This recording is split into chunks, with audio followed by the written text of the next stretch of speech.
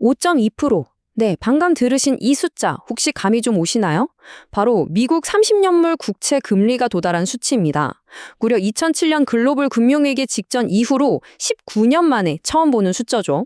근데 이게 단순히 금융 뉴스에 나오는 지표 하나로 끝날 문제가 아니라는 게 핵심입니다. 지금 전 세계 경제를 사정없이 뒤흔들고 있는 거대한 도미노의 가장 첫 번째 조각이거든요. 자, 본격적인 분석 바로 들어가 볼까요? 오늘 우리가 파헤쳐볼 핵심 주제는 글로벌 금리부터 첨단 기술 공급망까지 이어지는 도미노 효과입니다. 2020년 5월 현재 전 세계에서 정말 동시다발적으로 엄청난 일들이 벌어지고 있잖아요. 이게 다 따로따로 노는 게 아니라 하나의 아주 치밀한 인과관계로 연결되어 있다는 걸 오늘 확실하게 짚어드리겠습니다. 오늘 다룰 내용 짧게 짚고 넘어가죠. 첫 번째, 5.2%가 부른 경제적 공포부터 고유가와 인플레이션에 귀한 삼성전자 사상 초유의 파업, 흔들리는 반도체 공급망, 그리고 기후기술과 에너지 생존 전략까지 바로 확인해 보겠습니다. 첫 번째 파트는 매크로 촉매제 역할을 제대로 하고 있는 5.2%의 경제적 공포입니다. 여러분, 앞서 말씀드린 대로 30년 만기 미국 국채 금리가 5.2%를 뚫었습니다. 진짜 오랜만에 보는 숫자인데 이게 왜 무서운지 아시죠? 국채 금리가 뛴다는 건 단순히 채권 시장 안에서만 끝나는 게 아니잖아요. 국가의 부채 부담은 말할 것도 없고 기업들이 돈 빌리는 비용, 심지어 우리 같은 개인들의 주택담보대출 금리까지 도미노처럼 확 끌어올립니다. 한마디로 경제가 굴러가는데 아주 치명적인 모래주머니를 달아버리는 차입 비용의 급등을 의미합니다. JP모건의 제이미 다이먼 CEO가 한 이 말 다들 한 번쯤 보셨을 겁니다. 지정학적 긴장, 전쟁, 에너지 가격 변동성, 거기에 막대한 재정 적자까지 리스크가 갈수록 복잡하게 얽히고 있다고 딱 잘라 말했죠.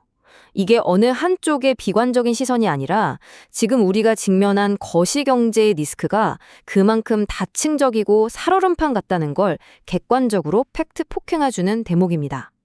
그럼 도대체 이 복잡한 위험을 터뜨린 진짜 방아쇠는 뭐였을까요? 두 번째 파트, 바로 그 지정학적 방아쇠가 된 고유가와 인플레이션의 귀환입니다. 시간의 흐름을 한번 쫙 따라가 보죠. 올해 초 미국과 이란의 전쟁이 터지면서 호르무즈 해협이 꽉 막힐 위기에 처했습니다. 당연히 브렌트유가 배럴당 $100를 가볍게 넘어버렸죠. 기름값이 뛰니까 어떻게 됩니까? 4월 미국 소비자 물가지수 CPI가 3.8%로 다시 팍 튀어오릅니다. 끈적끈적한 인플레이션이 다시 시작된 거예요. 이게 결국 방금 보셨던 5월의 5.2% 국채금리 폭등으로 직결된 겁니다. 게다가 시장 반응이 제일 무서운데요. 이제 금리 인하 기대감은 싹 다 접어버리고 당장 올해 12월에 연준이 오히려 금리를 인상할 확률을 41.4%나 반영하고 있습니다. 전쟁 하나가 글로벌 금리 지형을 완전히 엎어버린 셈이죠. 세 번째 파트입니다. 이런 거시경제의 거친 파도가 산업계에 미친 엄청난 미시적 충격. 삼성전자 사상 초유의 파업입니다. 48,000. 네, 이 숫자가 뭘까요? 바로 5월 21일부터 파업 돌입을 예고한 삼성전자 노조의 최대 참여 가능 인원입니다. 세계 1위 메모리 반도체 기업에서 창사 이래 최초로 그것도 이만한 규모로 총파업이 일어나는 건데요. 가뜩이나 글로벌 매크로 경제가 뒤숭숭한데 하필이면 글로벌 첨단 기술의 심장부에서 거대한 균열이 생겨버린 겁니다. 도대체 무엇이 이 엄청난 수의 직원들을 움직였을까요? 갈등의 핵심 쟁점은 명확합니다. 바로 성과급이죠.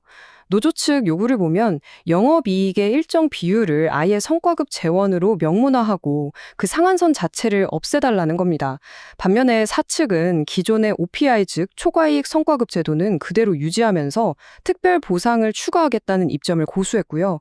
여기서 우리가 객관적으로 봐야 할 팩트는 결국 중앙노동위원회 조정에서도 양측이 끝내 타협점을 찾지 못했고 그 결과가 이 사상 초유의 파업 예고라는 아주 차가운 현실로 나타났다는 겁니다.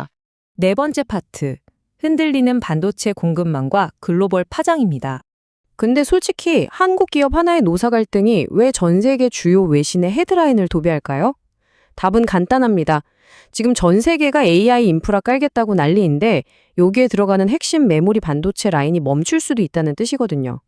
로이터는 당장 데이터 센터에 들어가 HBM이랑 서버용 램이 탑없이 부족해질 거라고 경고했고요. AFP는 스마트폰 메모리 공급 지연, 블룸버그는 아예 전기차 공급망 전체가 교란될 수 있다고 지적했습니다. 요약하자면 이 파업은 그냥 한 회사가 멈추는 게 아니라 전 세계 AI 시대의 멱살을 쥐고 있는 아주 치명적인 글로벌 리스크라는 얘기죠. 자, 이제 마지막 5번째 파트입니다. 이 미친 변동성 속에서 기후기술과 에너지는 어떻게 생존 전략을 짜고 있을까요?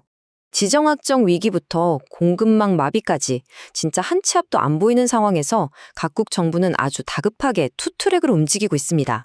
최근 한일 정상회담 보셨죠?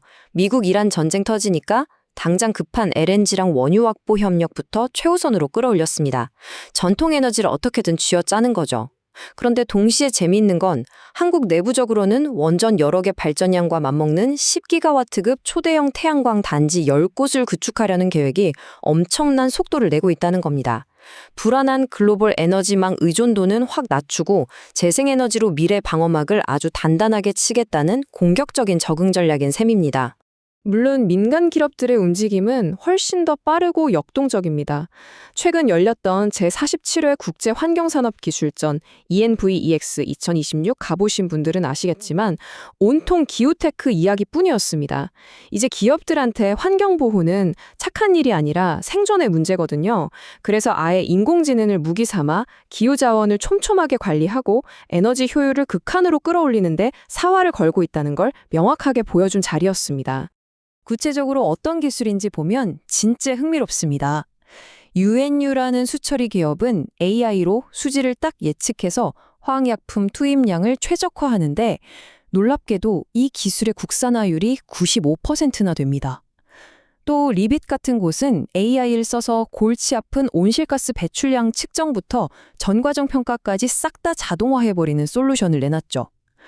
글로벌 탄소 규제라는 거대한 장벽 앞에서 우리 기업들이 결코 손 놓고 있는 게 아니라 첨단 기술이라는 무기를 아주 날카롭게 벼리고 있다는 걸 확실히 보여주는 사례들입니다. 자, 오늘 분석을 쭉 따라와 보셨는데요. 여기서 마지막으로 여러분께 꼭 던지고 싶은 질문이 하나 있습니다. AI가 말 그대로 전 세계의 막대한 전력과 반도체를 블랙홀처럼 집어삼키고 있는 지금 이 순간, 과연 우리의 공급망은 이 지독하게 얽힌 변동성의 시대를 무사히 버텨낼 수 있을까요? 5.2%라는 발작적인 금리 폭등부터 멈추지 않는 전쟁, 첨단 기업의 파업 위기, 그리고 이 모든 걸 뚫고 나가려는 기후테크의 진화까지. 오늘 보신 것처럼 이 모든 현상들은 분리된 게 아니라 톱니바퀴처럼 완벽하게 맞물려 돌아가고 있습니다. 이 거대한 도미노 속에서 여러분은 어떤 생존의 힌트를 발견하셨습니까? 오늘 준비한 내용이 앞으로 다가올 큰 파도를 읽어내는 유용한 나침반이 되었길 바랍니다. 끝까지 함께해 주셔서 감사합니다.